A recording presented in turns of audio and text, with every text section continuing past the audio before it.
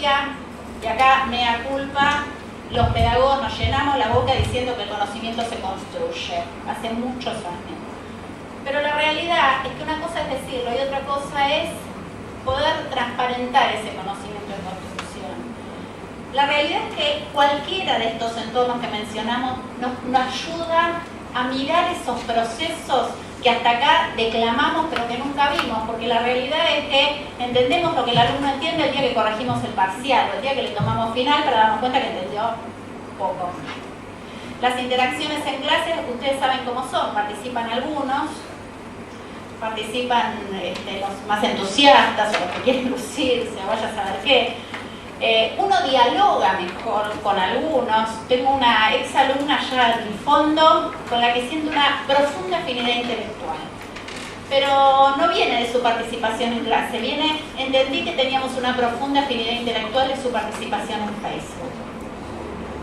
Y esto tiene que ver también con hacer transparentes los procesos. La segunda línea refiere, que ahí aparece nombrada como los saberes en los tiempos de la web, es una de las ideas que más me obsesionan. Yo tengo en Facebook unos 700 amigos, que por supuesto son amigos de Facebook, no son mis amigos de la realidad. Gran parte de esos son tecnólogos educativos como yo, ¿sí?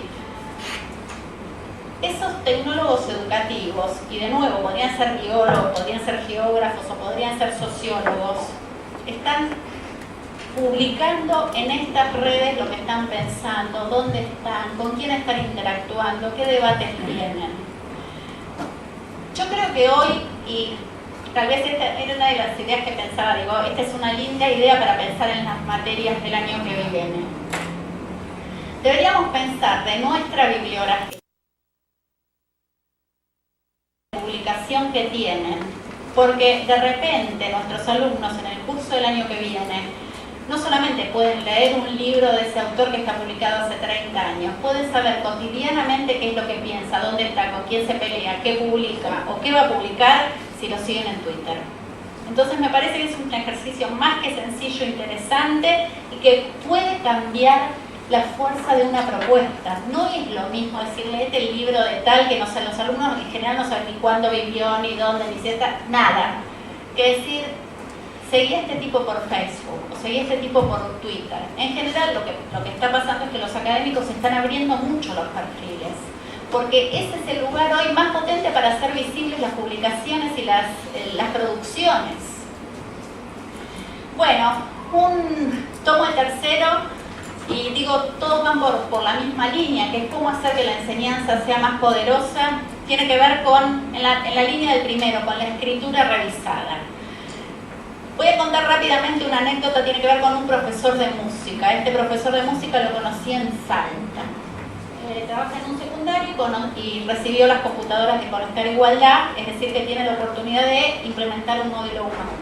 Digo, bueno, contame en qué consiste la propuesta, lo que estás haciendo. Entonces me dice, yo armo un texto con un procesador de texto, pero en este texto van a tener la materia todo el año. Van a tomar registro de mis explicaciones, van a ir haciendo síntesis de lo que tienen que estudiar, pero además les enseñé a hacer hipervínculos para que pongan archivos de audio. Y parte del desafío de su materia es que los chicos reconozcan estilos musicales, lo cual requiere un entrenamiento para el cual no todos los alumnos ocupan el mismo tiempo. Algunos reconocen muy fácilmente y a otros les lleva mucho tiempo. Me dice, acaba de estar, este es como el documento madre de la materia para todo el año. Yo digo, un ejercicio que cualquiera de nosotros, que valdría la pena que cualquiera de nosotros hiciera. Termina siendo un hipertexto sofisticado, donde el alumno puede volver, ya me están echando, gracias. Termina siendo un hipertexto donde el alumno puede volver, puede compartir, donde el docente podría hacer sus propios comentarios y propias devoluciones. Los compañeros podrían producir videos, podrían producir música y subirlo al mismo archivo. Desde el punto de vista de la tecnología, es un procesador de texto, es de una simpleza. Desde el punto de vista pedagógico, es las mejores ideas con las que me encontré este año. Quiero ir entonces, esto es Esto es una producción, esta es una producción de Vanessa que está en la, sigue escondida. Vanessa, levanta la mano. No sé cómo, no estoy teniendo problemas, a ver. No se me queda ahí. Bueno, a ver, el mapa conceptual. Después de este cuatrimestre en la Facultad de Filosofía y Letras, donde les decía que usamos activamente Facebook, los alumnos, bueno, empezaron a generar producciones, generaron grupos donde interactuaban conmigo, pero quiero traer estos dos casos, bueno, no sé qué pasa, porque son para mí de los más interesantes. No importa, dejarlo ahí.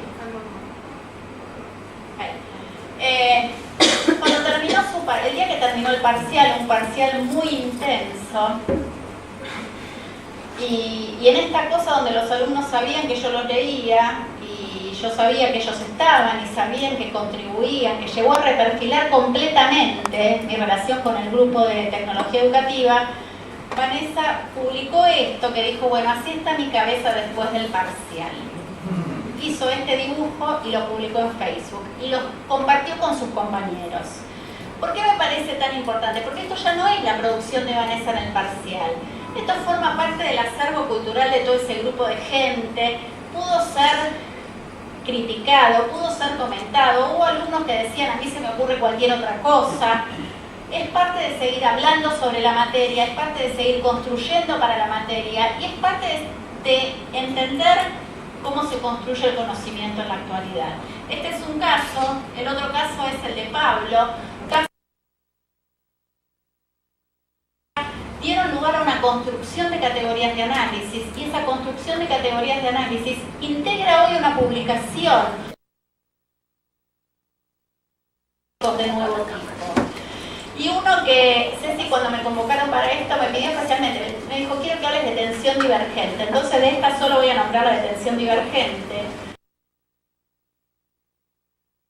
Yo creo, para terminar, como les decía, que la enseñanza realmente puede verse, como algunos dicen, expandida. Me gusta trabajar esta idea de más allá de la clase, de la potencia, de la riqueza. Yo creo que todos los que enseñamos sabemos los problemas que tiene la enseñanza. Sabemos los problemas que tenemos en la enseñanza universitaria. Y sabemos que nos gustaría que sea más rica. Y sabemos que nos gustaría que los alumnos vengan fascinados a nuestras clases. Bueno, creo que la tecnología puede generar una enorme oportunidad. Y que nuestro compromiso es en saber leer eso y obrar en consecuencia. Gracias.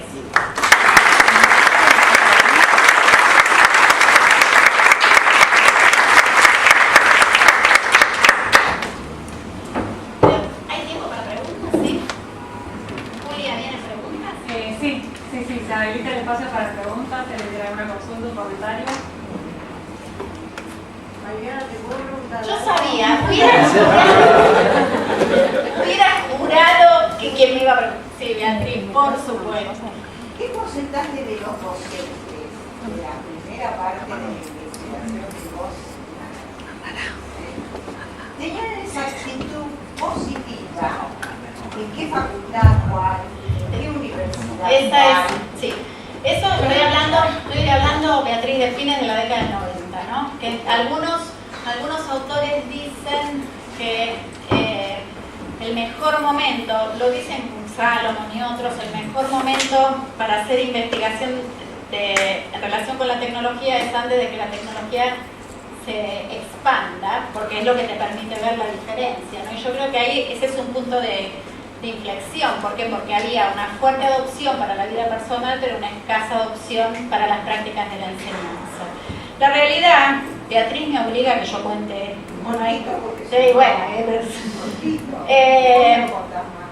La realidad es que nosotros veníamos de la investigación de configuraciones didácticas y buscábamos buenas prácticas. Y teníamos la fantasía, mi colega y amiga Karina León y yo, de que íbamos a encontrar muchas buenas prácticas con tecnología. Y la realidad es que terminamos haciendo una investigación que yo diría que fue del orden del 5% con los docentes que encontramos en la Universidad de Buenos Aires y fundamentalmente en la tecnológica, que hacían estas incorporaciones, yo llamaría intensas, de tecnología educativa. En ese momento fuimos con Edith y le decíamos, Edith, pero no hay buenas prácticas, tenemos que ver lo que hay. Y cuando veíamos lo que hay, encontramos, en mi caso, estos que dieron lugar a la construcción de inclusión genuina.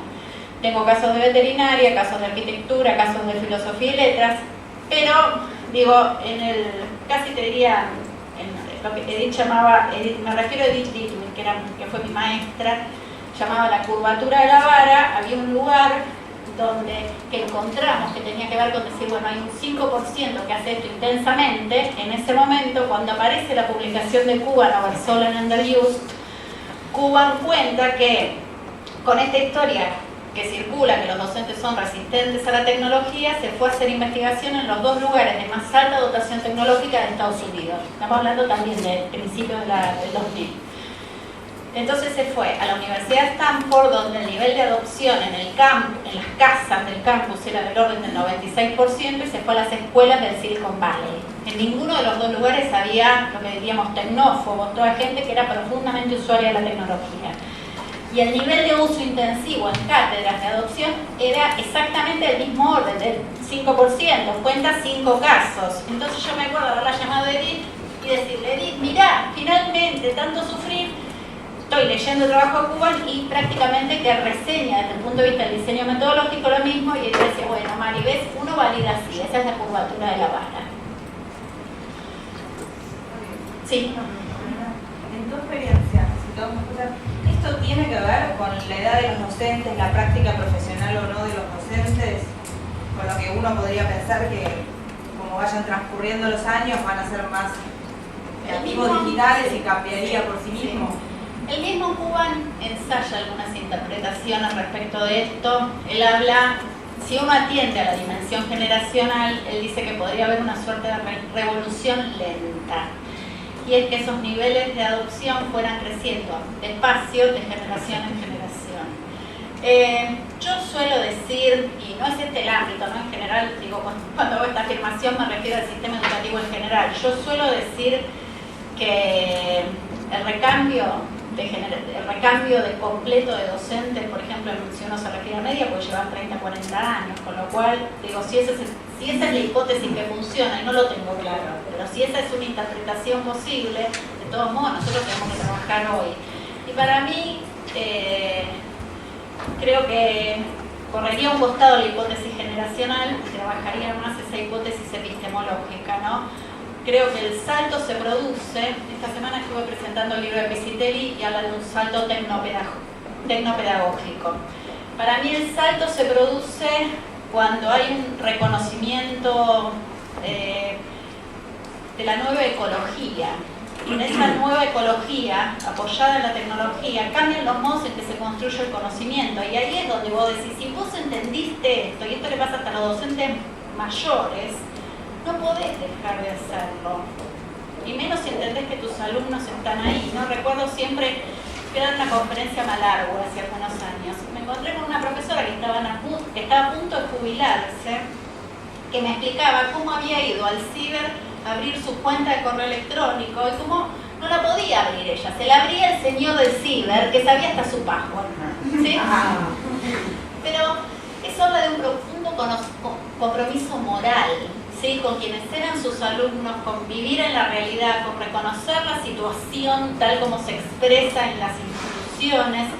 Y la realidad es que entonces diría, ese es el ejemplo, ¿no? Esa profesora es el ejemplo, haciendo ese esfuerzo. Ella cuando hizo ese recorrido ya no quería que la jubilaran, quería quedarse dando clases. ¿Y vos pensás que hay como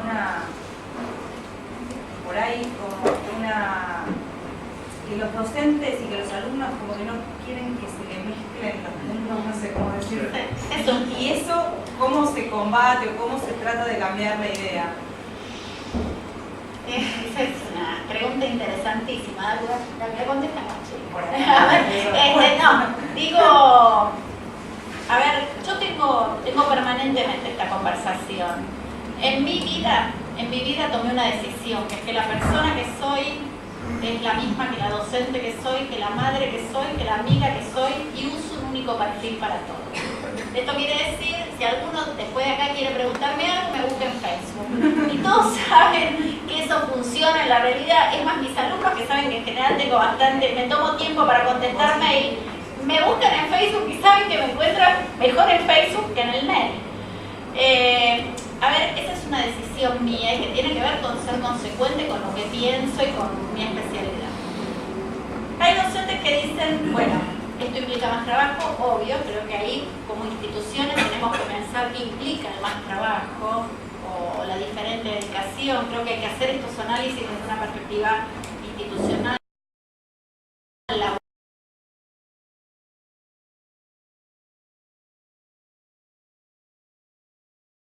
laboral, política, desde muchos puntos de vista.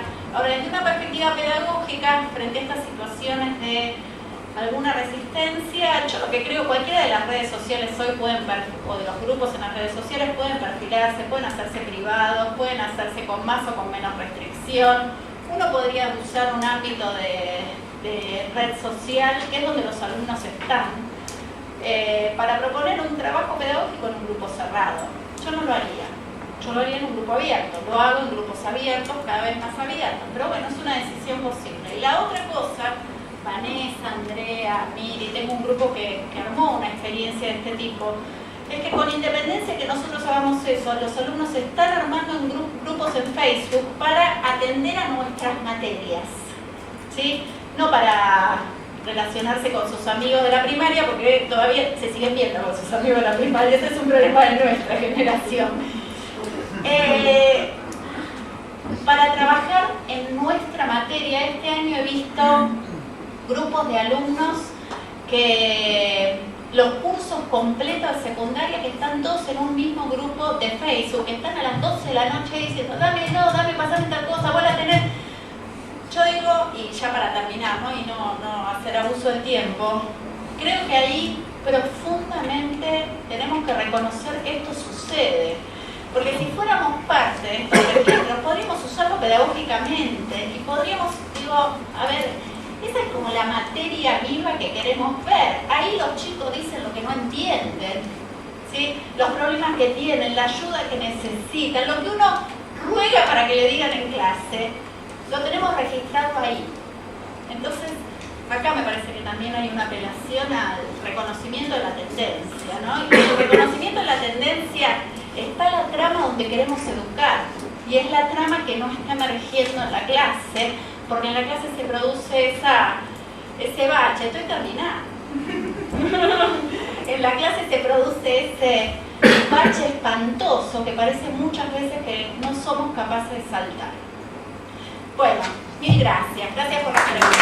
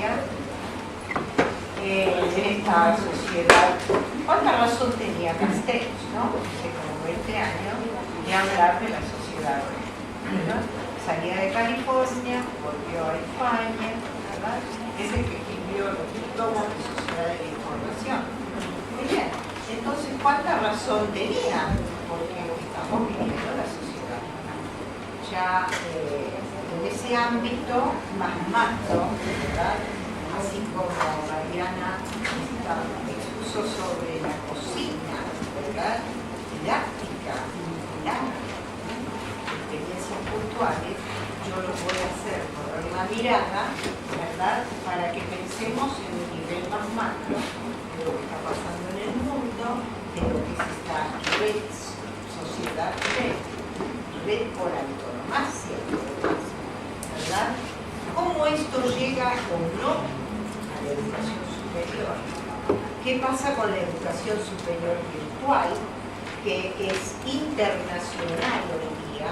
Y en ese, digamos, cuadro o contexto yo me voy a quedar, y en todo caso después para las preguntas me gustaría que pensáramos en los desafíos de una educación superior universitaria cuando es tiempo de replantear todas las organizaciones,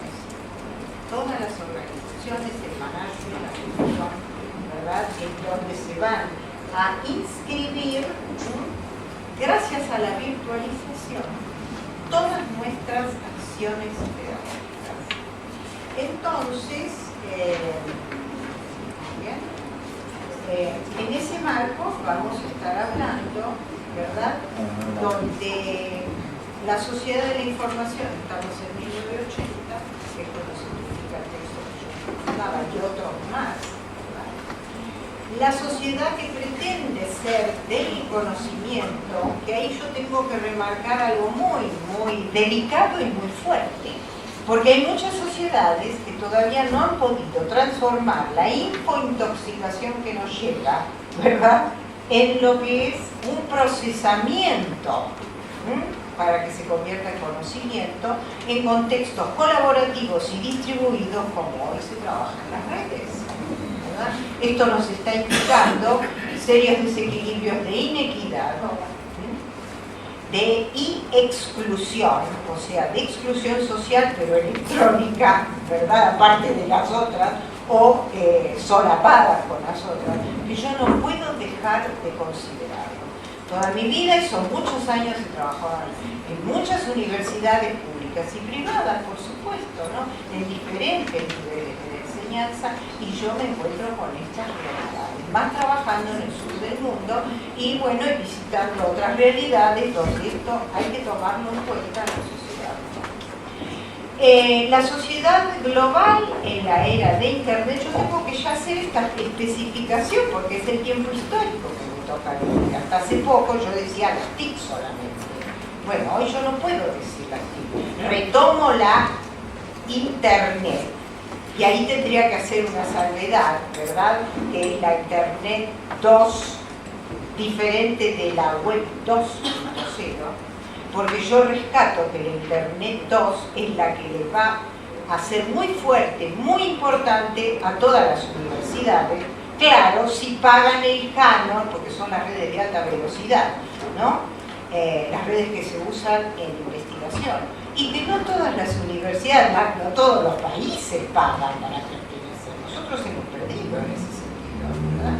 Está Brasil, está un poco Chile, va y viene, está México, va y viene, porque son los avatares de los contextos socioeconómicos y políticos que están ahí a flor de piel. Entonces, hice esta diferencia porque tiene mucho que ver, ¿verdad?, si yo estoy hablando de educación superior universitaria y producción, ¿verdad?, a partir de la investigación, y que yo no digo investigación abstracta ni nada que se le parezca, sino de la investigación-acción, de la investigación que brota de los procesos, ¿verdad?, sociocomunicacionales, electrónicos hoy, porque son no solamente Internet, las TIC, sino las redes, con sus rasgos y sus riesgos, de los cuales no voy a poder hablar mucho, salvo algunas cosas que pongo acá, porque bueno, hay algunas cosas mías y de otros que se han referido a esto.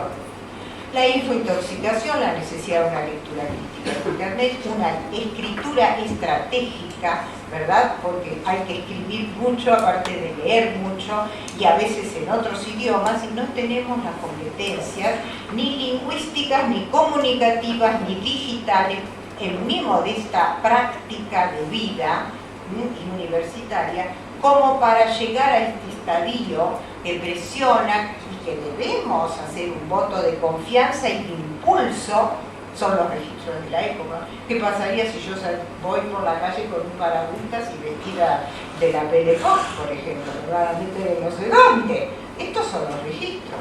Entonces, si yo estoy en esta época, ¿verdad? Y trato de exprimir todas las fortalezas sin olvidarme, ¿verdad?, de las limitaciones para hacer un análisis realista y una intervención pedagógica, como dijeron por acá, potente, para mí es pertinente, ¿verdad?, es apropiada y crítica, como también por acá hay gente que sabe que es la línea que trabajo. Entonces hay que revisitar lo que es la lectura. No es lo mismo leer en papel que en pantalla, cómo se escribe en los blogs, por ejemplo, o en Twitter. Yo tengo 3 blogs en edu.ar y aparte uno mío, y ahí yo hablo de los usos y abusos de la web 2.0, ¿verdad? Como hablo también del lenguaje en Twitter, y todas estas cosas a mí y no solamente que me preocupan, sino que me interesan para continuar deconstruyéndola. ¿Qué pasa acá? Qué sensibilidad. Entonces la sociedad de redes aparece a partir del 2000. Y como se dijo, y muchos de ustedes, es una distinguida audiencia, ¿verdad?, saben que es un ecosistema nuevo, ¿no? Y colocarse ahí, en lo que es esta mediática, en donde la información se mueve más que en flujos súper dinámicos, súper en forma horizontal, multidimensional. Miren ustedes las protestas sociales, cómo se hicieron, en cuánto, ¿verdad? En cuánto, la primavera árabe en el Cairo, en cuánto. Y debido a todo este soporte, evidentemente, que se juntaba lo presencial social con lo electrónico virtual. Nosotros tuvimos cacerolazos no hace mucho, ¿verdad? Y todo eso circuló por el correo electrónico, ¿no es cierto? Sin embargo, creo que no, y no duró, el movimiento no duró, ¿verdad?, porque se desintegró socialmente. El correo electrónico seguía funcionando, pero la cohesión social de esos grupos, que también eran grupos de protesta, con lo cual quiero mostrar que una red electrónica, ¿verdad?, creo, ¿no?, estoy trabajando mucho, pero veo que va a ser más fuerte si está la potencia. Es invalorable que ustedes estén acá. Yo podría haber mandado esto por Skype, y de hecho lo hago muchísimo, ¿verdad? Yo trabajo en la cátedra, hace 10 años tengo todo montado en Blended Learning. Yo no hago e-learning puro, yo mezclo, ¿verdad? Y entonces yo los veo y ellos me ven y se produce una atmósfera que nunca, en mi modesta opinión y práctica, ¿sí?, la puedo, salvo para habilidades muy pequeñas que puedo mandar en e-learning, ¿sí?, pero si yo estoy trabajando procesos mucho más complejos y realmente se producen otros diálogos, otra cosa que, bueno, que excede, claro, en términos de investigación, excede mucho eso. Por eso yo trabajo con blogs y trabajo con wikis, ¿verdad? Porque ahí la persona se detiene, reflexiona, ¿verdad? Se le da tiempo. Y bueno, pensar toma su tiempo, ¿verdad? Frente a una consigna en un ámbito universitario, ¿verdad? A pesar de que la formación de la persona hoy día está pasando casi en un 80, si no más por ciento afuera, en educación informal, bueno, yo estoy trabajando en un ámbito universitario y me preocupa formar a futuros profesionales que se inscriban pertinentemente en una situación social, en un contexto, y que obtengan las competencias profesionales, globales por supuesto, para poder trabajar de una manera útil y productiva a la sociedad, ¿verdad? Que no siempre lo hacen las universidades, ¿no? Por eso tenemos tanta deserción. Y fíjense ustedes, si hay deserción en la enseñanza presencial, imagínense entonces todos los prerequisitos, ¿verdad?, como para retener, ¿sí?, cuando un estudiante se convierte en un estudiante a distancia, Cuando un tutor, ¿verdad?, reúne las competencias tales, son todos temas que dejo enunciados. La red es un ágora global de encuentro, participación, discusión, producción colectiva. Esto está ocurriendo, pero no de una manera consolidada. Yo tengo que ser muy franca, ¿verdad? No creamos que en Internet van a aparecer, ni siquiera en las dos que mencioné, los últimos hallazgos del MIT, en términos de MIT, Massachusetts, no, en términos de investigación. Entonces esto se está dando, yo creo que si es un iceberg, como siempre la metáfora se hace, estamos en la cúspide de esto, y la Internet profunda, ¿verdad?, todavía no se sabe, ¿no?, incluso las potencialidades que pueda llegar a tener. Sí tenemos las redes y se producen mapas de enlaces sumamente interesantes, relevantes, que demuestran el capital social de los actores individuales y el nivel alcanzado por la convergencia, que no es solamente tecnológica, sino que es cultural. Esto quiere decir que las culturas están más cerca, que se acepten es otro tema, ¿verdad? Que se acepten es otro tema. Pero bueno, están más cerca y demuestran que esta sociedad red es una sociedad híbrida. Y esto también llega a los ámbitos universitarios y también hay que tenerlos en cuenta. El aprendizaje, yo dije antes que se daba más afuera de las instituciones o de las organizaciones educativas, formales y no formales, porque una empresa tiene un departamento de recursos humanos y ahí recicla o perfecciona o organiza contextos, ¿verdad? Entra una máquina, tengo que, un nuevo proceso, tengo que, y entonces generalmente las redes ayudan, ¿verdad? Y la educación virtual del superior, generalmente, por supuesto, también. Eso está muy alimentado por el aprendizaje a lo largo de toda la vida y por lo que hoy se llama, por ahí anda, acá estoy poniendo un link bastante interesante, ¿verdad? El día anterior está bastante subrayado por el PLE, Personal Learning Environment, y por el PLN, Personal Learning Network, en donde la persona hace su menú, como el aprendizaje, como en la década del 60 se hablaba de educación permanente. Esto es el aprendizaje continuo, claro que tiene las fuentes mucho más a su alcance, pero de todas maneras ninguna red, en mi hipótesis de trabajo, abarca o cubre la totalidad del territorio telemático, disciplinario, científico, etc. Acá volvemos entonces al título primitivo para insertar todo esto en una internacionalización. Porque esa es la realidad, ¿verdad? Creo. El conocimiento cada vez es más abierto, desde ya llegan a todos los ámbitos y es la tendencia. Yo vengo de un congreso internacional muy importante y entonces los dos grandes temas que se hablaron eran las fuentes abiertas, los recursos educativos abiertos que cada vez tenemos y es la nutrición porque existe la virtualización que se plasma en la internacionalización. Yo tengo cada vez más recursos educativos abiertos y en consecuencia la persona arma su propio entorno de aprendizaje, que era lo que le decía. Esto choca bastante con plataformas propietarias, que son las que rigen y pelean por permanecer.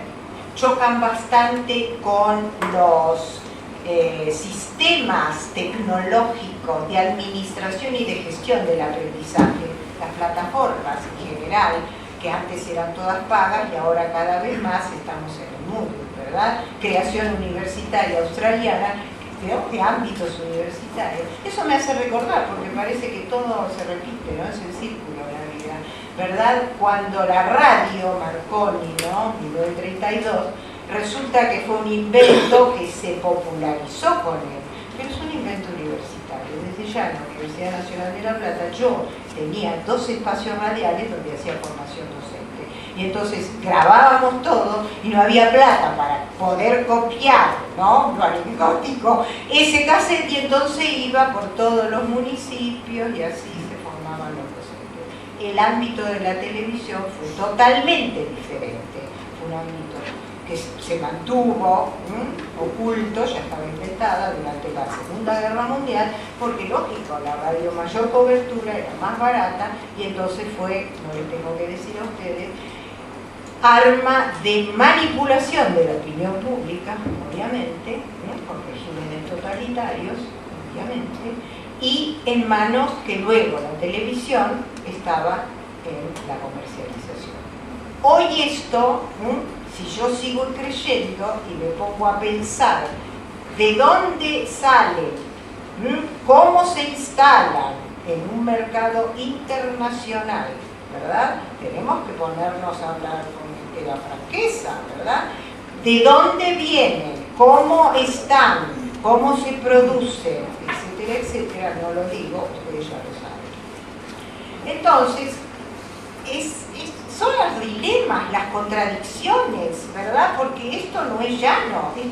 La comprensión de los fenómenos no, creo que no puede ser ya más, en épocas que lo fueron, de modo lineal.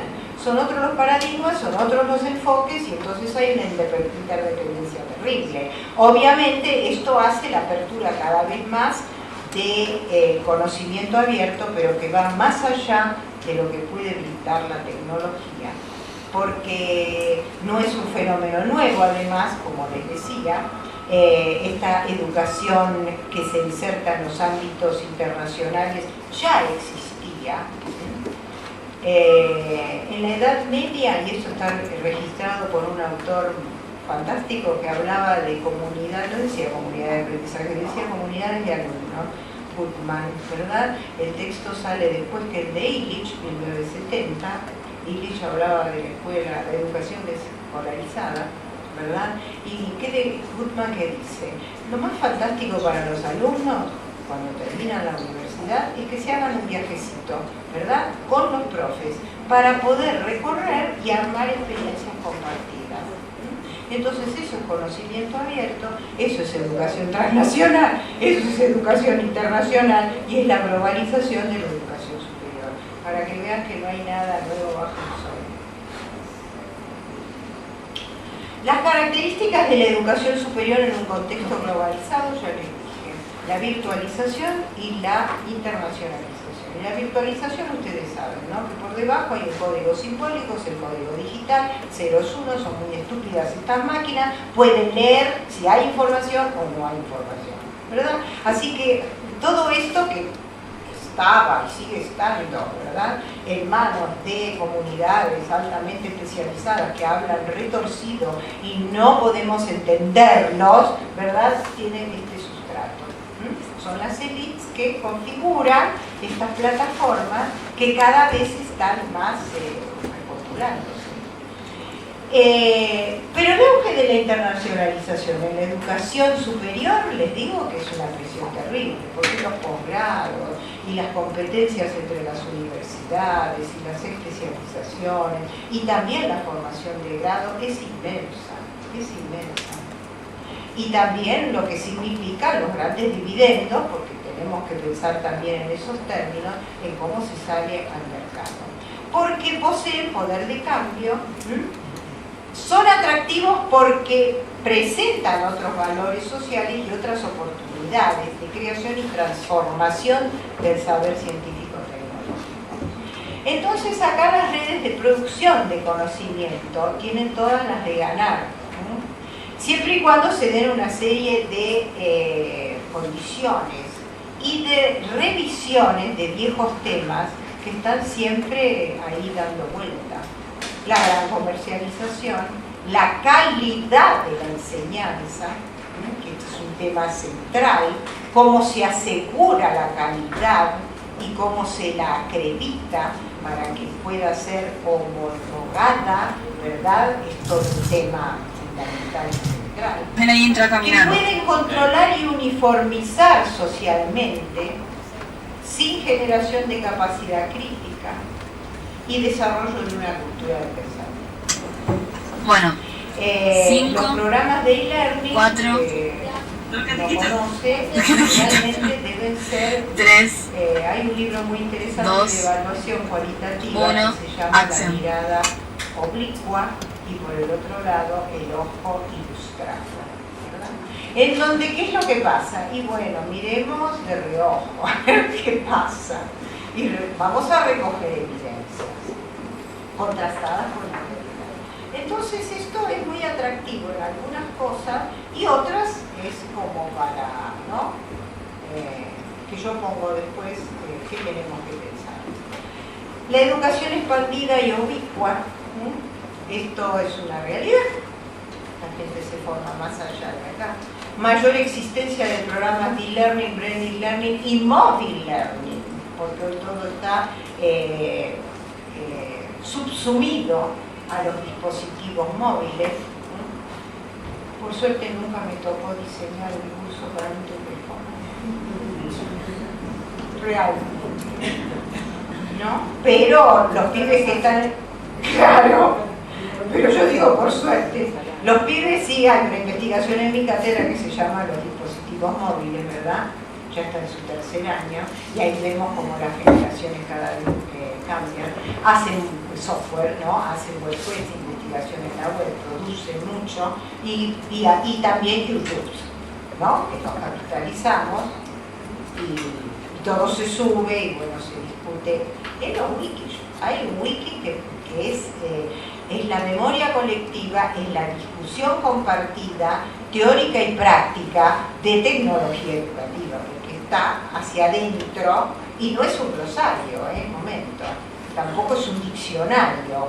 La herramienta wiki, bueno, no hablo de Wikipedia, que tengo que reservarme, también hay algo escrito en ecus.ar acerca de la Wikipedia, ¿verdad? Pero la herramienta wiki es muy potente para usarla en términos de investigación como orientolísimo también. Entonces, programas de este modo, de empresas tecnológicas, por supuesto, no necesariamente pasan por los carriles de instituciones universitarias superiores, ¿verdad? Proveedores de contenidos, recursos open resources, educational resources, lo que nos implica un enorme desafío acerca de la pertinencia sociocultural de los programas, como dije, y del aseguramiento de la calidad sobre todo. Los parámetros, los estándares, los indicadores, esto no hay acuerdo bajo ningún concepto. Hay instituciones que tienen programas a distancia que tienen 80 sino más indicadores para poder contrastar la calidad de un curso virtual. Hay muchísimas discusiones, ¿verdad? Hay una inmensa heterogeneidad, no hay acuerdo, por un lado fantástico, pero finalmente si hay que evaluar y acreditar un programa, bueno, yo tengo que acordar una serie de... que no sean marcos regulatorios solamente, ojo, porque marcos regulatorios y a ministerio, qué sé yo, sí los hay, pero eso no me asegura la calidad de un programa virtual, ni de ningún programa educativo. ¿Me explico? El intercambio internacional de recursos de aprendizaje es enorme, cada vez más creciente, doble titulación, alianzas, negocios conjuntos, etc. El menor costo son todas variables que una universidad debe pensar, cualquier organización, yo no sé empresa, yo no sé sindicato, yo qué sé yo, que tiene una célula de formación de gente, ¿no es cierto? El menor costo, las múltiples vías de colaboración internacional, si ya existe para la educación presencial, bueno, depende de la potencialidad económica y vocacional, ¿verdad?, de cada universidad, como para tener profesores invitados, investigadores invitados. Estas figuras poco y nada existen en nuestra realidad, ¿no? Esto no se prevé en general, ¿no? Bueno, todo eso impulsa, y si bien mayor posibilidad de acceso a interacción, los contextos reticulares de las ofertas internacionales se dan en contextos, como dije, de inequidad. Y hablo con conocimiento de causa porque trabajo en diferentes lugares y veo que esto se repite mucho. Hace poco, yo trabajo en una universidad telemática, lo dije acá a una colega, ¿verdad? En Roma, y resulta que vienen personas, ellos miran más al Asia, ¿verdad? Que América Latina, por ejemplo. Y bueno, y estas poblaciones, África, por ejemplo, algunos estados africanos tienen fuertes universidades abiertas, que nosotros no tenemos, nosotros tenemos programas sueltos, pero una universidad abierta como la Open University o la de España o qué sé yo, ¿no? Y estos países, algunos sí los tienen y otros están trabajando con material impreso. Bueno, bienvenido, si eso es lo que funciona y es pertinente, adelante. Yo les pregunto, ¿qué competencias desarrollar para toda esta problemática?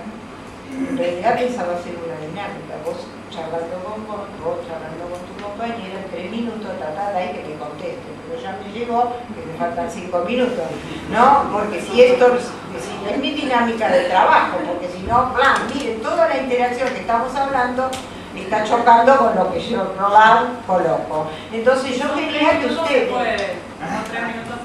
¿Sí o no? Bueno, entonces júntense, por favor, júntense. ¿No quieren? 2 minutos, yo tomo la hora.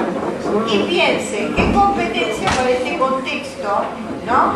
Internacional, ¿sí? De la educación superior ustedes están trabajando? Júntense. No es obligatorio, ¿no? Es voluntario. También estamos extrayendo acá enseñanzas, modalidades, y piensen, estamos en un contexto universitario, ¿no? A ver.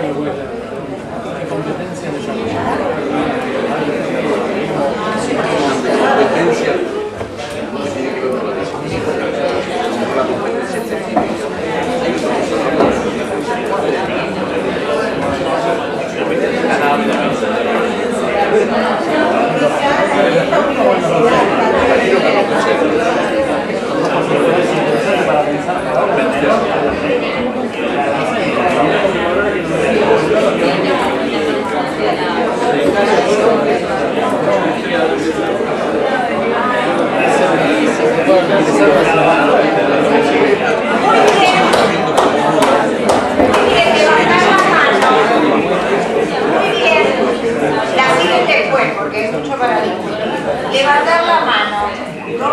Apreciaciones, no definitivas. ¿Quién se anima? Vamos. Porque si no, fíjense, todo lo que decimos lo vamos a ver. La primera duda era si la competencia a desarrollar era para los docentes o para los alumnos. ¿Se nos planteó? Yo voy a contestar. ¿Alguien lo estuvo pensando por ahí en esta línea? Para los docentes. En este ámbito yo estoy trabajando con docentes, entonces tengo que hablar de competencias docentes, competencias profesionales docentes, más allá del campo epistemológico en el que cada uno se mueve, ¿verdad? Pero esas competencias profesionales hoy deben estar mezcladas, ¿no? Mixeadas con competencias tecnológico-digitales. Tecnológico porque es el campo más grande, pero específicamente digital, y ahí tenemos un repertorio muy grande. Nosotros pensamos, la redundancia de información de Internet, una competencia fundamental es competencia en el manejo de la información, ¿no? Claro, como bien. más allá de la competencia epistemológica, disciplinar, la cual le damos cada uno a nosotros, de qué modo usamos la variación de esa información en conocimiento, ¿no? Que esa es la vía que uno debería promover en nuestros entornos enseñanza. Lectura crítica, ¿no? Jerarquización, selección, jerarquización, procesamiento. ¿Por ahí? A ver. Sí, no, nosotros pensamos todavía un poquito más allá de las competencias tecnológicas, que lograr que, o esperar, o no sé, que los docentes estén sumergidos en estas redes sociales, porque hasta tanto no lo estén, probablemente no hagamos un buen uso de ellas como un buen uso pedagógico, digo, ¿no? Si no hay apropiación de la cultura contemporánea y todavía, y se ve mucho, se arrastran valores La tecnología corre, pero las mentalidades, que son los núcleos básicos de la personalidad y sus valores, están muy demorados.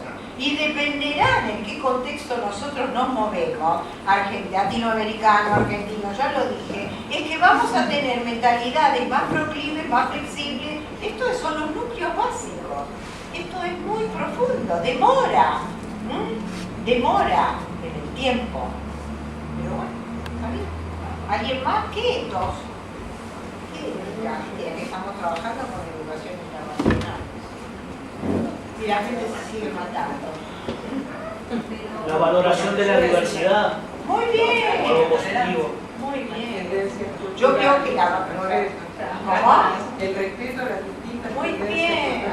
Trabajar con la diversidad cultural y cognitiva, ¿no? Por supuesto. Tipo de todos los japoneses. Ahora la condición es lo más rico que tenés. Eso, la psicología no lo vas a pasar ropa. Las funciones superiores del pensamiento es lo único que nos distingue de cualquier bicho que camina por la calle. Que son bichos como nosotros. Pero la razón es lo que nos distingue.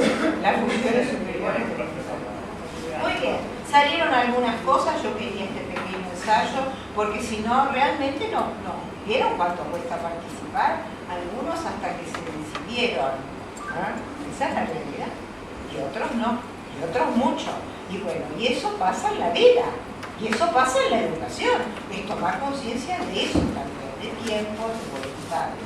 Hay una serie de tareas para programas, para redes internacionales de educación superior virtual, a distancia.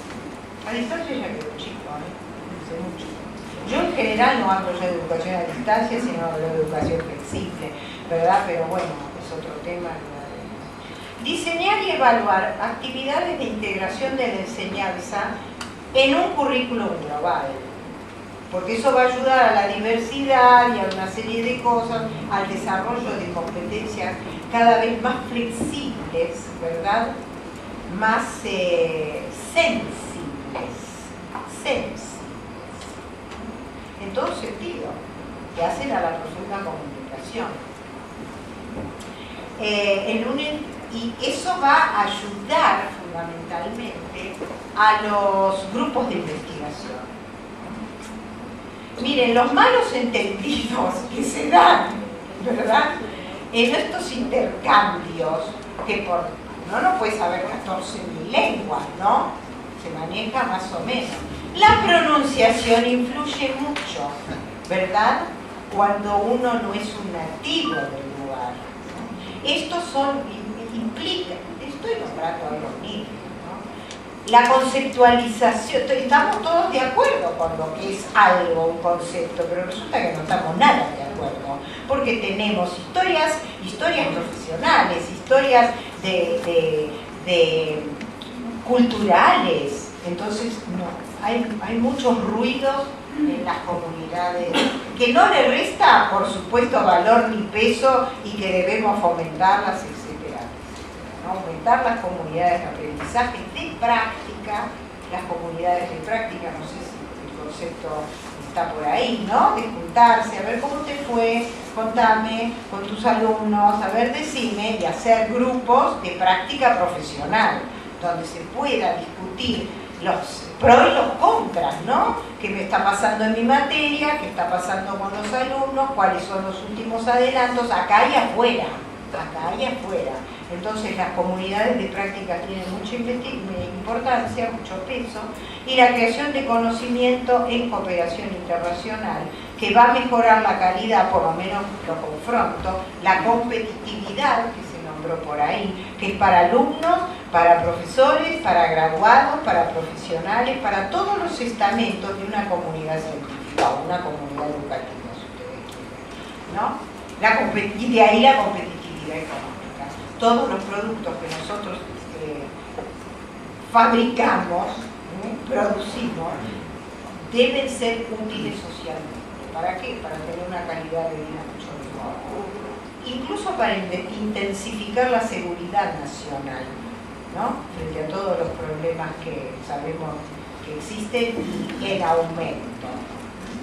Las redes universitarias deberían configurar un proceso intercultural sostenible con aseguramiento de la calidad, integrado a la enseñanza, la investigación y la extensión universitaria. Viejo ideario, ustedes saben, la reforma universitaria del 2018, ¿verdad? Que es la esencia fundamental de cualquier universidad y que debemos fortificarla. ¿A qué se refiere usted en la previa cuando habla de la generación de conocimiento en cooperación internacional? ¿Qué quiere decir eso? Y mire, yo, por ejemplo, le cuento mi experiencia, ¿no? Yo gané un proyecto Alfa, ¿no es cierto?, en donde éramos 5 universidades, las seleccionadas, ¿no?, del norte y del sur. Entonces, yo recibí alumnos y yo mandé alumnos de otras disciplinas y también, te lo cuento otro día.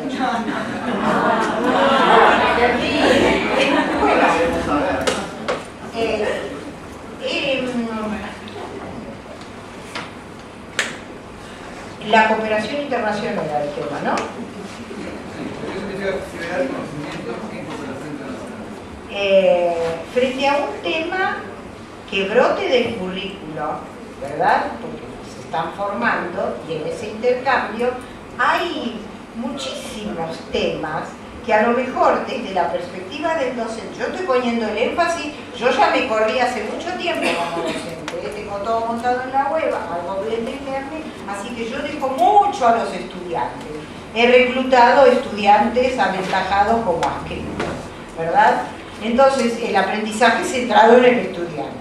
Los estudiantes tienen una serie de dudas, de problemáticas, de confusiones enormes. Entonces, ahí se produce la cooperación internacional. En proyectos, estoy hablando siempre de proyectos de investigación específicos, ¿sí? También puede haber desde ya cooperación, intercambio, discusiones en redes sociales abiertas. No es el caso que yo estoy tomando. Tomando redes de investigación para la producción de conocimiento científico-tecnológico. Por eso hablé del Internet 2 y de todas. Entonces, si yo estoy recibiendo un alumno, qué sé yo, digamos de cualquier país, ¿no es cierto? Occidental. La cosa sería mucho más complicada, ¿no? Entonces, los estudiantes tienen una serie de temas que les interesa, sobre todo por el desempleo profesional que existe en el mundo. Entonces, ese es un tema latente que está ahí. Y bueno, ¿cómo hacemos? ¿Y qué hay que ajustar en los currículos? ¿Sí? Yo no creo personalmente que todas las universidades se estén formando, todas las del mundo, ¿eh? La crisis universitaria es internacional. Creo que no se están formando los profesionales que el tiempo histórico está demandando, porque las universidades como organizaciones educativas, estoy diciendo palabras muy fuertes, pero así me expido públicamente, son anacrónicas en el tiempo. Ustedes me perdonarán, pero si yo estoy hablando de virtualidad, yo tengo cátedras que están acá, que es invalorable que nos veamos, pero hay mix, ¿no? Hibridaciones que tenemos que ensayar, ¿verdad? Porque no está todo dicho. Tenemos que probar, extraer buenas prácticas, socializarlas otra vez en las redes. Y estos son caminos que, lógico, la tecnología está en una ebullición terrible. Entonces acá no hay palabras ni sagradas, que serían entonces mentalidades tradicionales, ¿verdad? Son conceptos abiertos. Y hay que jugarse, hay que jugarse. ¿Contesté más o menos? Más o menos. Bueno, yo acá ponía las condiciones para que una universidad se internacionalice con las redes, pero no voy a tener tiempo, a nivel macro y a nivel micro, y el papel del profesor en entornos educativos en red, y voy a poner un poquito algo, ¿no? Un poquito.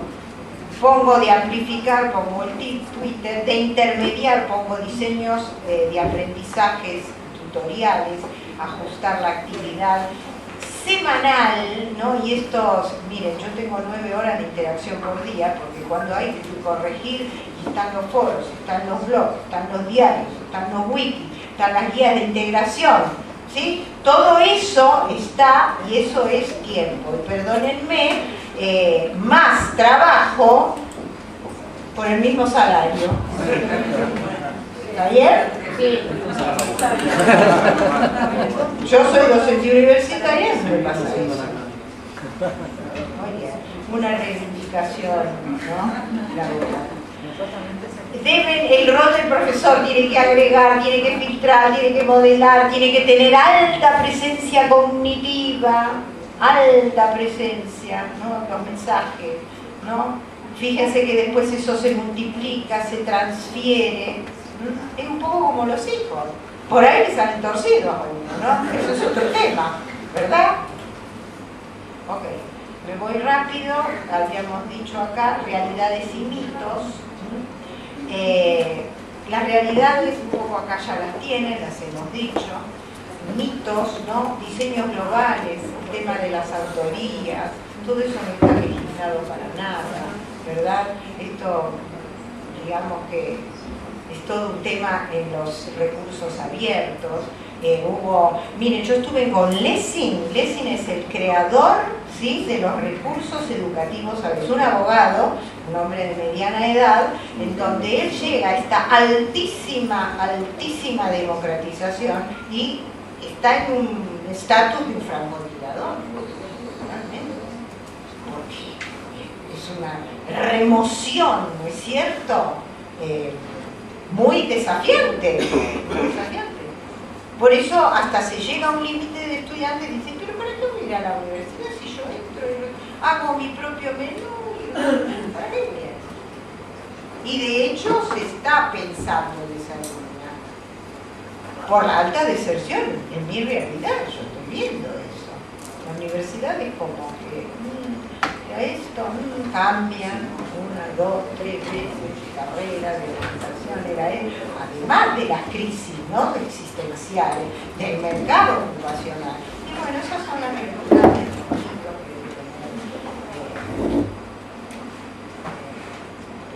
que estar alerta, precaución. Con los diseños internacionales preestablecidos enlatados que se venden baratos y que están en las redes. Buscar adecuada sinergia en todo caso. Y eso significa abrir los paquetes y analizarlos, ¿verdad? A la exageración de las expectativas depositadas en las redes, ¿no? A un análisis realista de fortalezas y de cambios reales aportados, porque a lo mejor es la misma música con diferente letra, ¿no? Desconocimiento del estado del arte de las redes de investigación virtuales. Hola. No sabemos dónde estamos parados, ¿no? Cuáles son los reales aportes y entonces nos encamilamos fácilmente. No hay problema. Mitos y leyendas, precauciones. Desafíos para operar en redes, detenerse para qué y por qué. Son muy lindas las redes, ¿no? Hay una discusión muy grande. Hay teorías del aprendizaje hoy que están presionando mucho, que es el conectivismo. Sí, muy nuevito, 2004, muy nuevito. Sin embargo, hay unas críticas muy fuertes, porque implican reduccionismo y porque pensamos que desde el punto de vista epistemológico no hay una definición terminal, cerrada, qué suerte, de lo que es aprendizaje. Unos creen que es así, otros así. Incluyendo el conductismo para habilidades muy cortas, ¿no? Como puede ser prender un tractor, ¿no? Prender un tractor, que si se rompe el hombre no va a tener manera de reponerlo. Entonces tiene que seguir un algoritmo, ¿no? Y eso es conductismo puro, que lo bueno, no me asusta esa palabra. Muy bien. Volvamos al conectivismo, entonces hay muchas críticas. ¿Por qué? Porque aprender es una situación rizomática. No voy a decir lo que es rizoma, lo que se ha escrito sobre desde el punto de vista filosófico, de Deleuze, etc., ¿no? Entonces los desafíos es para qué y por qué la red, y luego qué y cómo. Dentro de este planteo, en general yo puedo tener una red local, puedo tener una red regional, ¿verdad? Las problemáticas es la misma. Pónganse a pensar con una lupa de microscopio. La realidad es la misma, se va abriendo, ¿no es cierto? Se va cerrando. Yo lo coloqué en una internacionalización porque es, me parece, lo que más, si no está golpeando ya, para mí sí, ¿no? Es lo que va a golpear cada vez más a los entonces, gran cambio de y en las redes por la presión del acceso, por la explosión de los teléfonos inteligentes, ¿no? Por los dispositivos móviles. Coincido, el salto generacional, ¿no es cierto? Hay gente que elige, y bueno, esta es la elección, ¿sí o no? Si yo estoy perfecto así, ¿para qué me voy a complicar la vida? Es muy lícito. Esto es voluntario porque le brota a la persona y porque está auténticamente convencida de que le va a ser útil, porque en la práctica quiere probarlo y contrastarlo. Y como decíamos, desarrollar competencias para operar regularmente en una comunidad internacional para el aumento de la productividad y no solo consumo artefactual. Se venden muchos devices, pilotos devices, ¿no? Que después ya se descargan, porque el último modelo, porque qué sé yo. Acá estoy, aquí ponía yo el play y el PN, ¿no? Hay una serie de cosas y hay menos.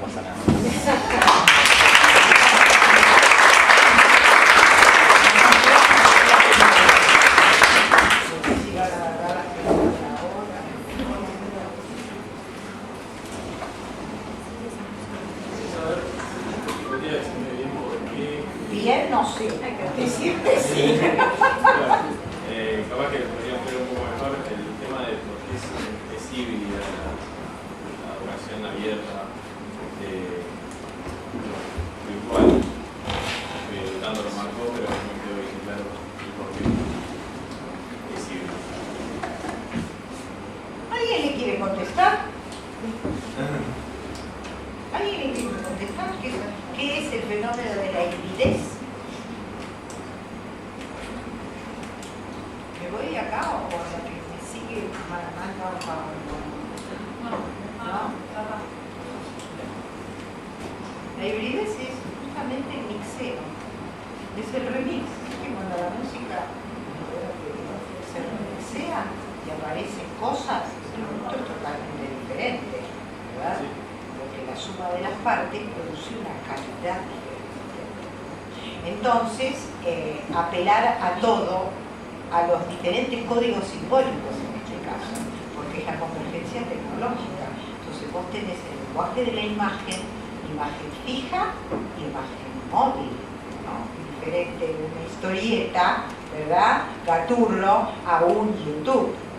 Son dos lenguajes. El lenguaje del audio, que tiene una dramaturgia propia, el lenguaje de la animación, etcétera, etcétera. Todo eso, ¿no?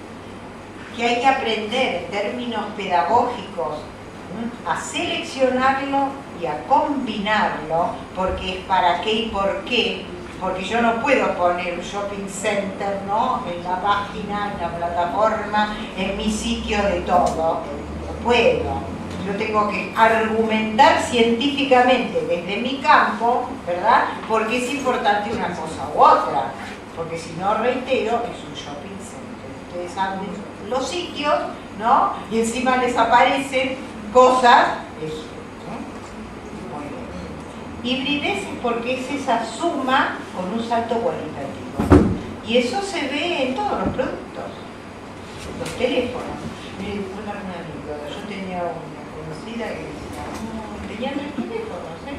Y sí, porque uno sacaba buenas fotos, porque el otro tenía mayor visibilidad para mandar texto, mensaje de texto, y con el otro se comunica. Con su artefacto abunda mucho. Bueno, ahora sí me voy, ¿eh?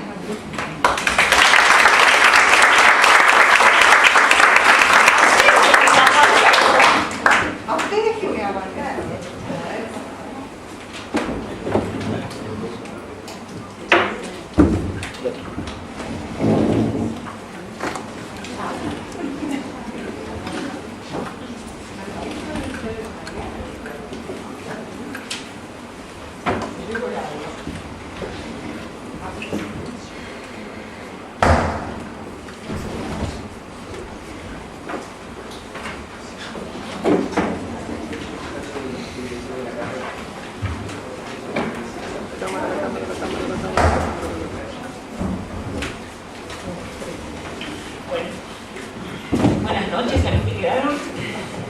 asistieron. A ver, esto va a ser muy distinto a todo lo que escucharon, porque vamos a hablar de un tema que para muchos es tabú. Por eso quiero preguntarles si juegan o jugaron a videojuegos. ¿Cuántos de ustedes jugaron?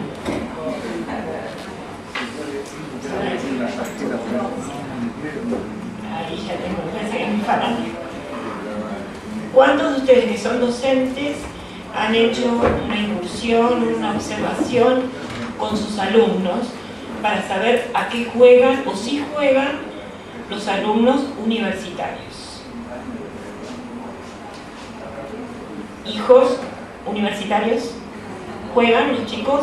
¿Qué les parece? ¿Juegan los adolescentes? Perdón, con mi observación pensé que era algo un poco más formal. Yo en mis clases pregunto si juegan de planificación de medios y lo veo desde el punto de vista de la comunicación publicitaria. Sí.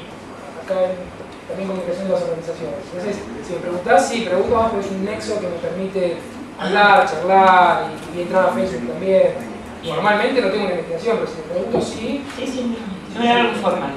Sí, puede. Porque justamente vamos a hablar del ámbito de lo informal, de la pedagogía informal de los videojuegos. Y bueno, en realidad yo soy psicopedagoga, el interés por desarrollar esta línea que ya prácticamente llevo muchos años trabajando sobre cómo los videojuegos están interviniendo en la construcción de la identidad social, aparece este encuentro de mundos, ¿no? Y como siempre decimos, empecemos a levantar la alfombra para ver qué hay debajo. Si miramos la vida cotidiana de nuestros alumnos universitarios, nosotros mismos cada vez más los usuarios de videojuegos se han extendido en edad. ¿Bien? Ya no es algo de los varones de 12 años, ¿sí? Sino que las mujeres, el mayor ranking de edad de videojugadores en Facebook, en redes sociales, son mujeres de más de 40 años. Increíble, cuando uno va avanzando y revisando qué está sucediendo con esto, empieza a encontrar o a revelar un mundo que realmente no creíamos que existía.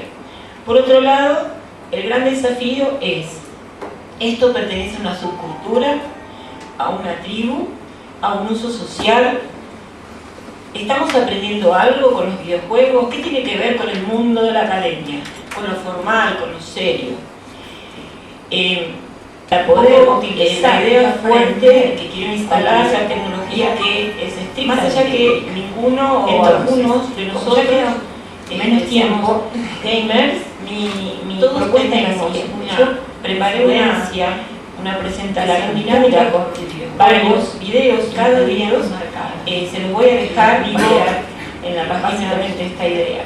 De cada vez que cambiamos un dispositivo móvil, vamos a ir desarrollando nuevos aparatos, porque mi intención es esta, es ninguno de nosotros los videojuegos ni siquiera se consigue como videojuegos, sí, no como para la pedagogía, como herramienta, ¿sí? Como herramienta técnica, sino entenderlos desde la dimensión lúdica que va atravesando todos los aprendizajes y desde ahí trazar estos puentes entre lo que Mariana decía, este concepto de identidad compartida, ¿no? Esto de nosotros como docentes, ¿qué entendemos por qué es el conocimiento?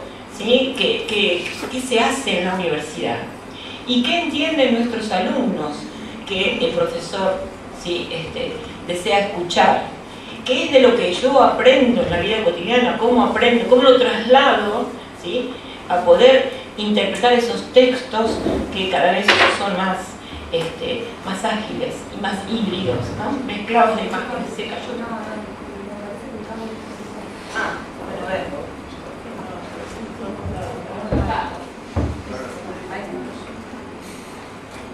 No se veía.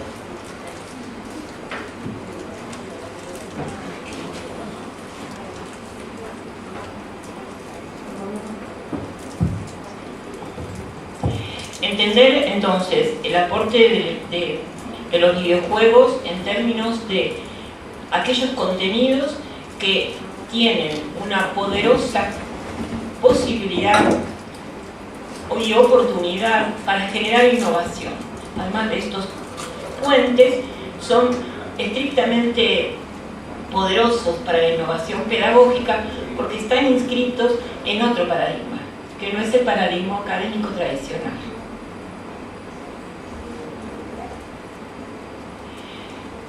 El problema que venimos siguiendo es este de los puentes.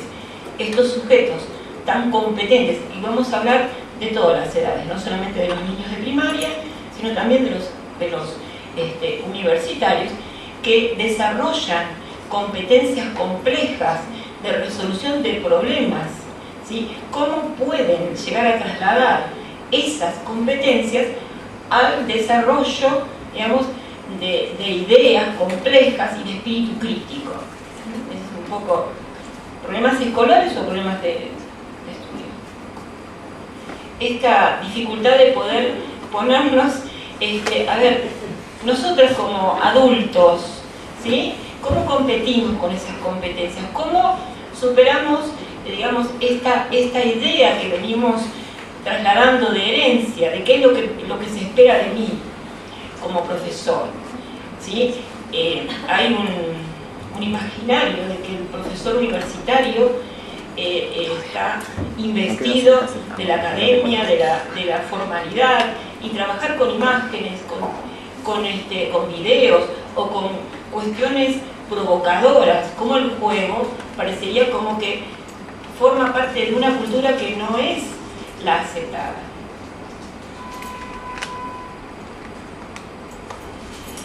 Entonces, el desafío es incluir las tecnologías como herramientas de mediación cultural, no solamente como herramientas estratégicas, sino también para poder generar usuarios creativos y críticos. Entonces,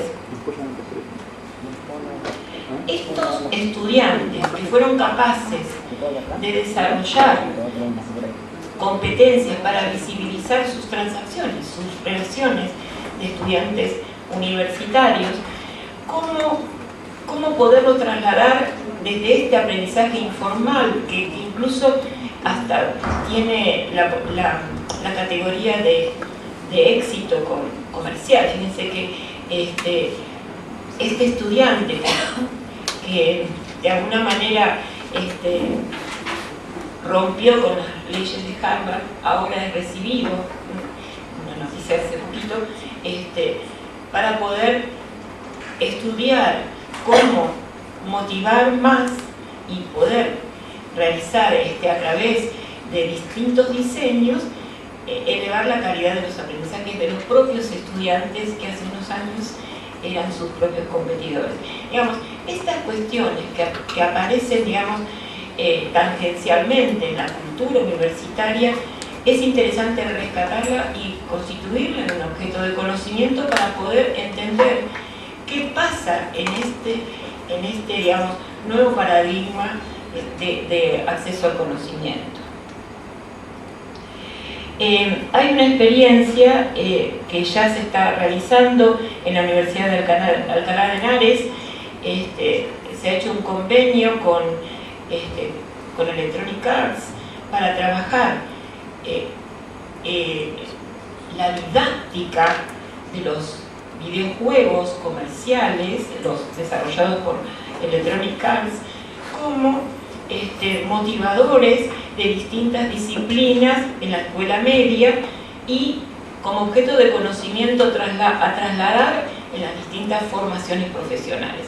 Esta experiencia, una noticia de noviembre de 2011, hemos empezado a desarrollar en nuestro proyecto de investigación, en principio iniciando un catálogo de evaluación de videojuegos para orientar su uso educativo. O sea, digamos, la universidad está empezando a descubrir como objeto de conocimiento, de indagación, a los videojuegos, no solamente en su aspecto motivacional, digamos, que es el que primero surge porque atrapa, sino también en lo que subyace, ¿sí? a la metodología de acceso al conocimiento. Algunas consideraciones. ¿Qué le pasa a esta generación universitaria? Son prosumers, ya no solamente consumidores. Esta idea de producir contenido digital, hacerse visible, interactuando en la red, no solamente recibiendo información. Esta idea de el fin de la infancia y la desautorización de un saber adulto instalado, esto de los followers que aparecían en el primer dibujito. Esta otra idea de las redes de intereses, esta comunidad que las redes sociales han instalado tan fuertemente, ¿no? ¿Y qué nos pasa a nosotros como académicos frente a esta categorización de nuestros jóvenes, que son nuestros sujetos?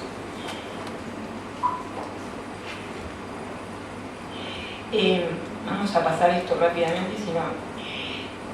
Empezamos a tener que echar mano a nuevas teorías para poder entender cómo ese sujeto que debe acceder al conocimiento complejo se constituye. ¿Bien? Esta idea ya discutida de nativos, de inmigrantes digitales, de Prensky, que en realidad observamos que, bueno, pueden llegar a ser usuarios muy intensos, pero de ahí a constituirse en usuarios críticos, de trazar ese puente de aquello que uso para la vida cotidiana y darle un valor, dista mucho. Esta idea de el aprendizaje informal, la 2.0 de DOMS, las comunidades de aprendizaje, ya vamos teniendo muy recientemente, no llevamos más de 10 años, desarrollos teóricos para poder entender esta nueva categoría de constitución de la subjetividad en términos de aprendizaje en este momento de nuestra cultura. Entonces, de lo que estamos hablando no es de un objeto educativo novedoso, sino de un cambio de paradigma. Esto, digamos, nos está llevando a entender que esta dimensión lúdica, multidimensional, mediacional, hipermediacional, diríamos, nos está llevando a entender que ya lo que interesa no es solamente aprender el dato o el contenido, sino aprender a producir colaborativamente y críticamente con otros, como en imágenes, en procesos, participando.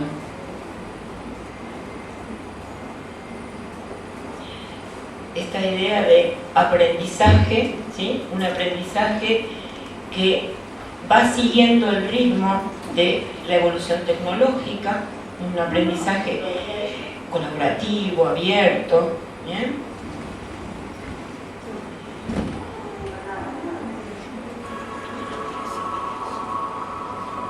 Cada vez más surgen producciones colaborativas. Esto es un emprendimiento muy conmovedor de personas a lo largo del mundo realizando un concierto, cada uno desde ese lugar. La idea de colaboración supera la idea de cooperación, yo doy, vos me das, sino producimos algo que nos involucra a todos más allá del tiempo y del espacio, ¿no? Instalado en la virtualidad y mediado por las tecnologías.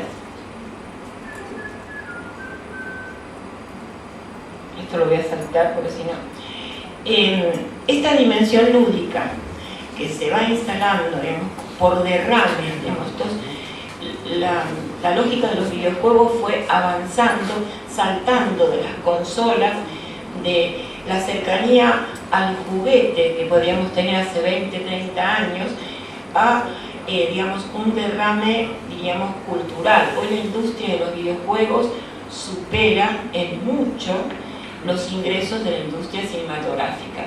De hecho,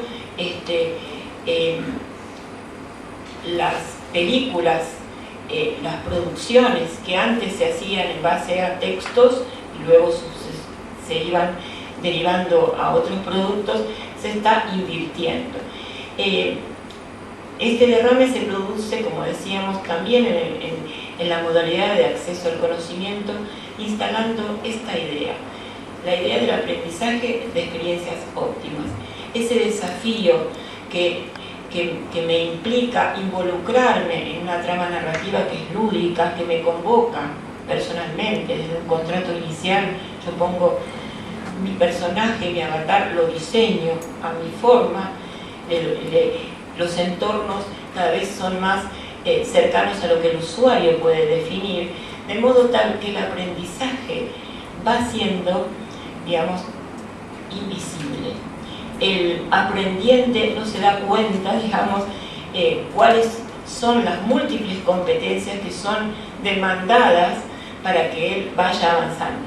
Y va produciendo en esa suerte de desafío y de involucramiento la superación de distintas etapas que le van produciendo esta idea de una experiencia de primer orden, no es una experiencia total, digamos. Los simuladores producen un aprendizaje de primer orden, pero luego tengo que trasladar esa primera experiencia a el plano de lo real, y en el plano de lo real es donde muchas veces no tomamos en cuenta toda aquella experiencia que se sucede en lo virtual. De hecho, este es un tema muy interesante para poder trabajar específicamente, ya que lo traigo en el ámbito universitario, es la introducción de los entornos lúdicos de simulación profesional, ¿sí? Para las distintas profesiones. Nosotros tenemos el actual primer puesto de turismo carretera, un muchachito que él aceptó explícitamente que había aprendido, digamos, en simuladores de juegos de carrera, ¿no? Y que luego pudo trasladar toda esa competencia de un juego a el ámbito del entrenamiento y de la alta competición. Entonces, esta idea de las aulas como cubículo, ¿sí?, de la diferencia entre el saber académico y el saber inexperto, que se va haciendo, diríamos, como porosa, ¿sí?, y pasa a trasladarse a esta idea de laboratorio, de experimentación, de pasar por la experiencia. ¿Por qué experiencia? Por la experiencia de romper la cuarta pared. ¿A qué me refiero? En el teatro se habla de cuarta pared, aquella situación de, digamos, de diferencia entre el actor y el espectador, ¿sí? Cuando la cuarta pared se derriba, yo estoy en la escena, no soy solamente un espectador, ¿sí? Yo soy el personaje. Por eso digo, en qué medida los videojuegos nos van enseñando mucho, ¿no? O sea, nosotros no solamente estamos padeciendo con el personaje que se está tirando a tiros con otro o emocionándonos por una escena. Nosotros somos el personaje que movemos para un lado o para el otro, ¿sí? O actuamos, o ganamos, o resolvemos. La característica de estos contenidos es de inmersión participativa. Estamos dentro de la escena virtual. Por eso los definimos como pedagogos invisibles de esta escuela expandida de la que ya hablamos varias veces, ¿no?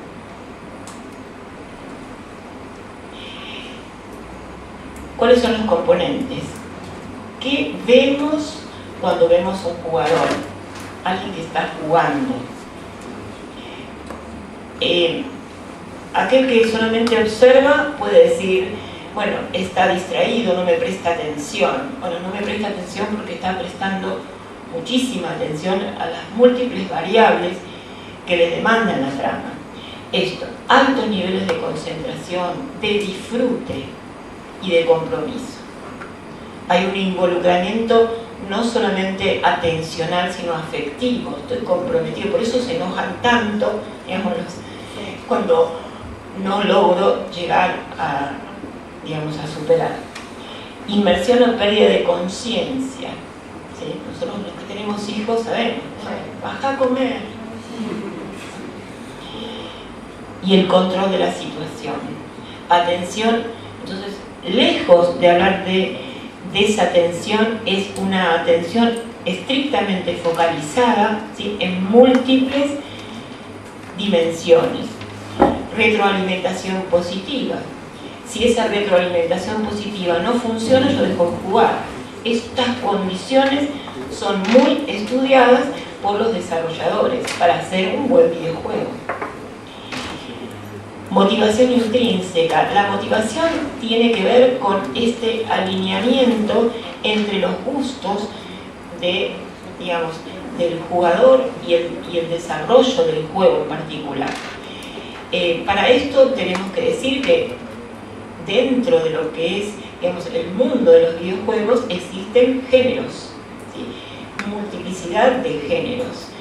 Y digamos, el que últimamente estamos investigando y que se ha expandido es justamente el de los videojuegos en las redes sociales, que cumplen muchas de estas características y otras más, porque no justamente la lógica del videojuego desarrollado para la red social no es generalmente, no digo que sean todos los casos, la competitividad o el poco tiempo, porque lo que yo quiero es que el jugador esté mucho tiempo jugando y pueda avanzar interactuando con otros, sumando amigos. ¿Bien?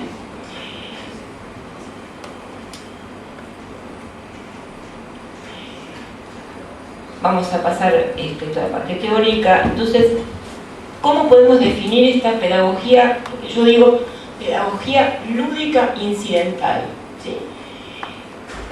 Nuestra idea es no solamente tomar un videojuego ya desarrollado comercialmente para poder hacer la deconstrucción crítica de él, sino también entender que si estudiamos los videojuegos, estamos estudiando una metáfora de cómo están pensando nuestros alumnos, de cómo aprenden nuestros alumnos. ¿Cuáles son las condiciones? Movilidad e interacción entre los participantes. Debe haber actividad, debe haber producción, debe haber movimiento, emoción. Sensibilidad al contexto del entorno, del usuario. Fíjense que en esto el modelo 1 a 1 se acerca mucho a diseñar entornos de aprendizaje de acuerdo a cada característica de aquel que lo va a consumir. No es lo mismo diseñar un dispositivo didáctico para alumnos de medicina que para alumnos de ingeniería o para alumnos de escuela media, digamos. Esto de atender a cuáles son las experiencias previas y características de aquel sujeto que es nuestro aprendiz son fundamentales. Y otro punto interesante de esta pedagogía invisible es la transparencia de las estrategias. Básicamente la pedagogía es incidental. No me doy cuenta todo lo que estoy aprendiendo. Es más, el trabajo que hay que hacer es al revés. Una vez que logro estar inmerso en el juego y paso por la experiencia, luego la pienso, la deconstruyo, la analizo. ¿Bien? En este punto, el gran desafío para poder introducir como herramienta didáctica los videojuegos, en nuestro caso, es que generalmente no tenemos generaciones de videojugadores entre los docentes, menos entre los docentes de educación superior. No porque no sean jugadores, sino como que parecería que estamos hablando de algo que no, algo de menor rango, ¿no? Entonces, nuestra propuesta siempre es empezar a trabajar con la experiencia, generar zonas lúdicas donde el docente juegue libremente. 5 minutos. Bueno, voy a dejar con muchas ganas de saber qué hacemos, pero bueno. Esta idea de entender ya no la institución como una catedral del conocimiento, esto queda, son desarrollos que están, sino la idea de basar, poner al acceso de los alumnos el conocimiento en menúes diseñados para la resolución de distintos problemas. De la idea de los cajones, ¿sí?, de los espacios curriculares cerrados, a la idea de ir buscando y realizando los trayectos propios de aprendizaje. Y esta idea del maestro, que en realidad lo que va haciendo es tejiendo el conocimiento a partir de la experiencia que va realizando el propio estudiante.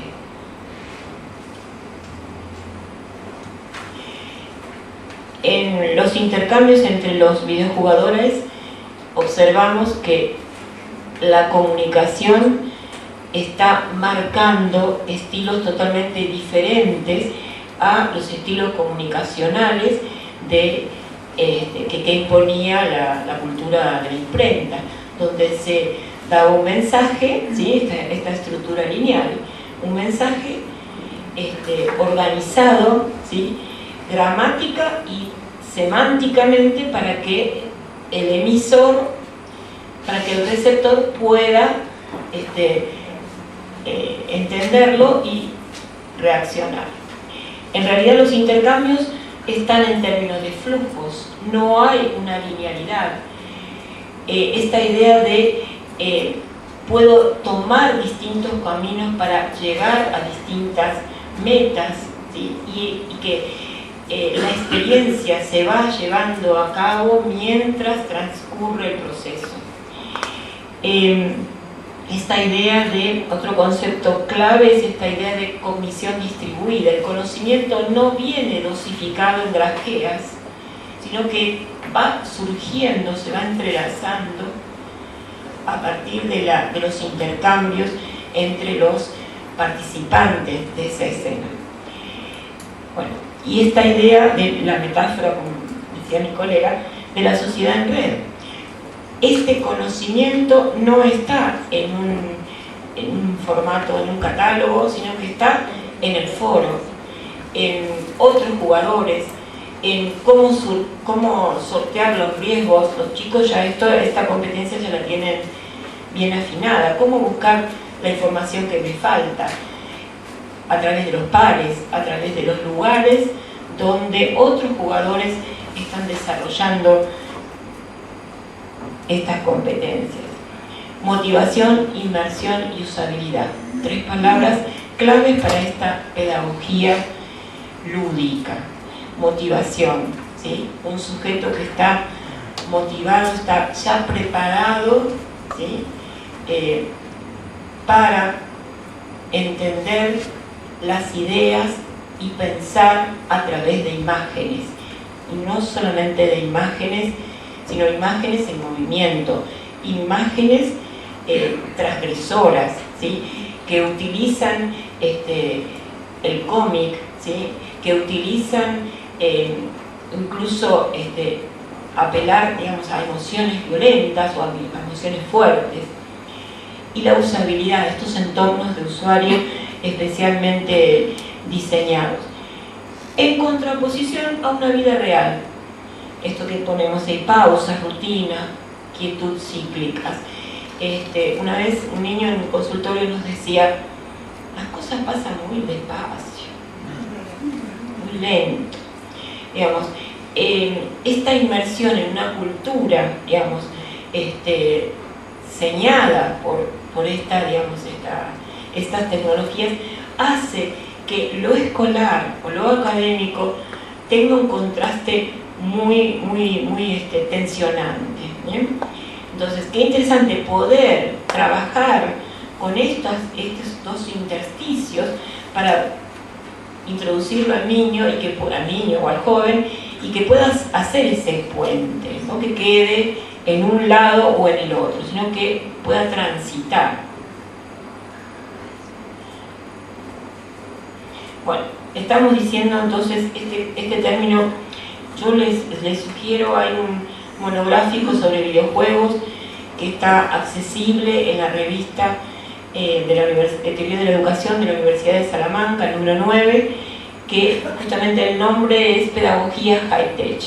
¿Cómo definimos a los videojuegos como pedagogos, digamos, tecnológicos?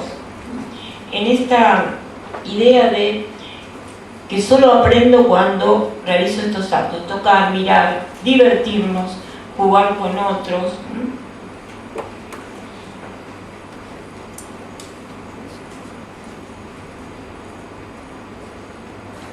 Bueno, voy a pasar muy por encima. Lo que hicimos fue un minuto, ¿cuánto es? Nada, ya está, bueno, termino. Les cuento nada más, hasta aquí.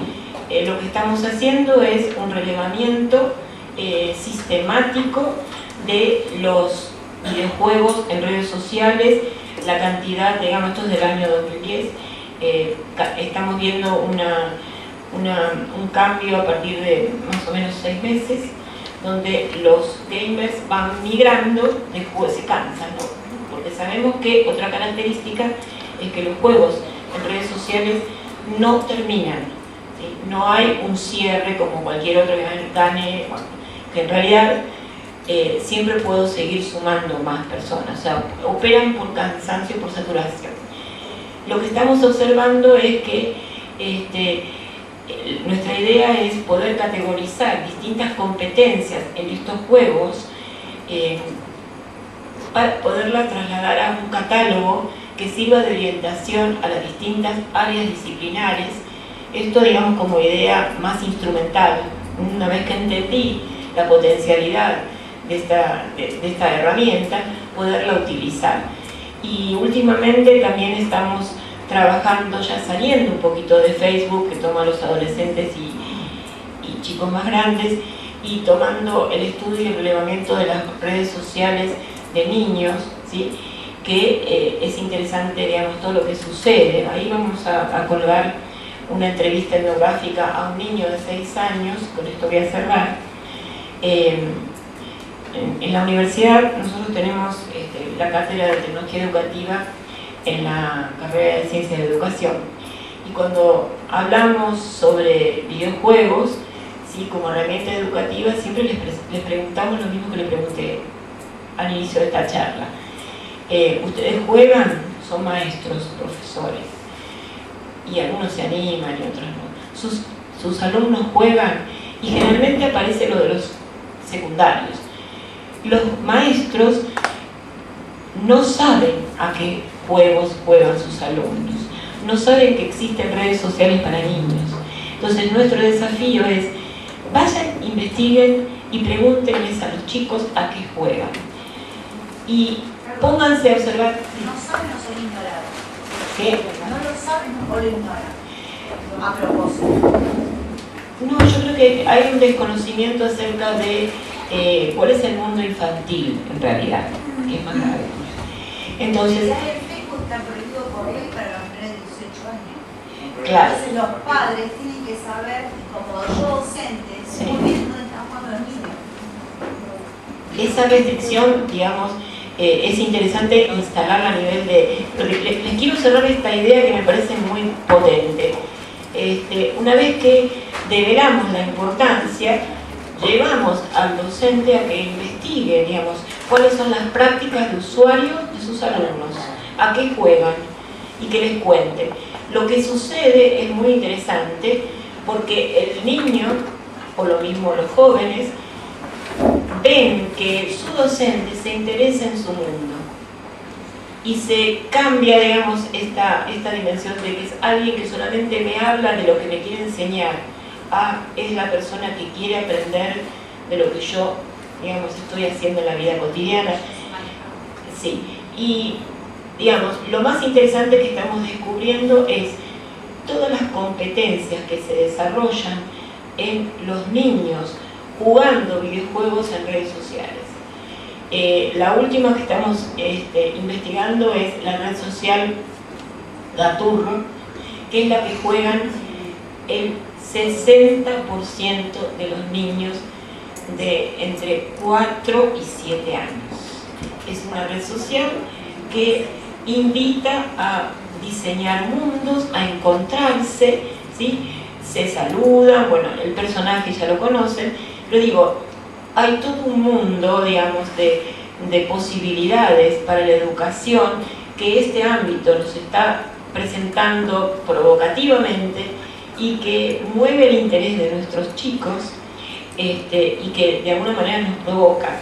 Lo más triste que nos puede pasar es esto que estabas comentando, es hacer como que no lo escuchamos. Un comentario de un docente hace poco tiempo es, bueno, las netbooks en las escuelas secundarias vinieron a complicarnos la vida. Lo único que hacen, entran en las redes sociales y se ponen a jugar. Bueno, ¿por qué no tratamos de ver cuál es la riqueza de lo que sucede en términos de competencias en los juegos y en las redes para llevar agua a nuestro molino y no seguir, digamos, haciendo tanta energía en contrario, ¿no? Hasta acá llegamos. Preguntitas.